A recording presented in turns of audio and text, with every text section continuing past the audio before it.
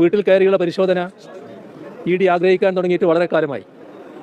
ഈ പരിശോധന ചിലർക്കെല്ലാം വലിയ മനസ്സംതൃപ്തി നൽകുമെന്നാണ് തോന്നുന്നത്, പ്രത്യേകിച്ച് രാഹുൽ ഗാന്ധിയെ പോലെ ഒരാൾക്ക്.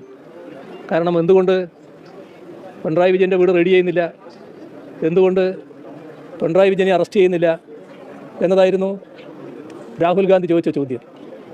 നമ്മുടെ രാജ്യത്തിലെ പ്രതിപക്ഷത്തിനും പ്രതിപക്ഷത്തിൻ്റെ പ്രവർത്തകർക്കും നേതാക്കൾക്കുമെതിരെയുള്ള കരുതിക്കൂട്ടിയുള്ള ആക്രമണ നടപടികളാണ് എല്ലാ കാലത്തും BJP ഗവൺമെൻറ് തുറന്നു വരുന്നത്.